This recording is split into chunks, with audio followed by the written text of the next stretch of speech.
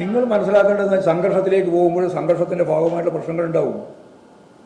ഇതാരും ആദ്യമായിട്ട് നടക്കുന്നതാണോ കേരളത്തിലെ സംഘർഷം? ബോംബും അതുപോലെ തന്നെ സ്ഫോടന വസ്തുക്കളും എല്ലാം കൂടി കൊണ്ടുപോയിട്ട് പോലീസിന് നേരെ കടന്നാക്രമിക്കുന്ന സന്ദർഭം വരുമ്പോൾ സ്വാഭാവികമായിട്ടും എന്തൊക്കെയാണ് ഉണ്ടാകുക എന്ന് ഇപ്പം നമുക്ക് പറയാൻ സാധിക്കുന്നതല്ല. അതിന് ഞാനിപ്പോൾ ഏതിനെങ്കിലും ന്യായീകരിക്കാനോ ഏതിനെങ്കിലും എതിർക്കാനോ ഞാൻ ഉദ്ദേശിക്കുന്നില്ല. നിങ്ങൾ മനസ്സിലാക്കേണ്ടത് അതാണ്. ബോംബും കല്ലും വടിയും ഒക്കെ ആയിട്ട് പോലീസുമായി സംഘർഷത്തിന് പുറപ്പെട്ടാൽ ആ സംഘർഷത്തിൻ്റെ ഭാഗമായിട്ടാണ് പോലീസിനെ കടന്നാക്രമിക്കുന്ന നിലയിലേക്ക് സ്ഫോടക വസ്തു ഉപയോഗിച്ചു എന്നിപ്പം പകൽ പഠിച്ച പോലെ തെളിഞ്ഞത്. അതിൻ്റെ ഭാഗമായിട്ട് എന്തൊക്കെയാണ് ഉണ്ടായിട്ടുള്ളത് ഞാനല്ല വിശദീകരിക്കേണ്ടത്. സ്ഫോടക വസ്തുക്കളുമായി കല്ല് ഉൾപ്പെടെയുള്ള എല്ലാം ശേഖരിച്ച് പോലീസിനെ ആക്രമിക്കുന്ന നില ഉണ്ടായിട്ടുള്ളത്.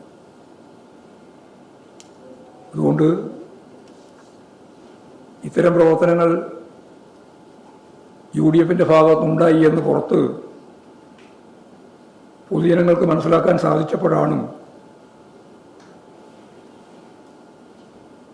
അത് പോലീസിൻ്റെ ഭാഗത്തു നിന്ന് കോൺഗ്രസ്സുകാർക്ക് നേരെ എറിഞ്ഞതാണ് എന്ന കള്ളപ്രചാരവേല യാതൊരു പ്രയാസമില്ലാതെ അടിച്ചുവിടുന്ന നില ഉണ്ടായത്.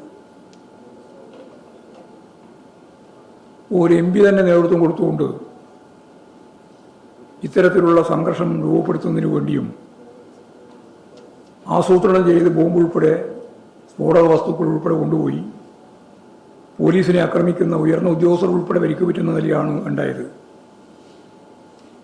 ഇതിൻ്റെ തുടർച്ചയായി കേരളത്തിലുടനീളം ഒരുതരം കലാപം സൃഷ്ടിക്കുന്നതിന് വേണ്ടിയുള്ള പ്രവർത്തനങ്ങളാണ് കോൺഗ്രസും യൂത്ത് കോൺഗ്രസും എല്ലാം പ്ലാൻ ചെയ്ത് നടത്തിയത്.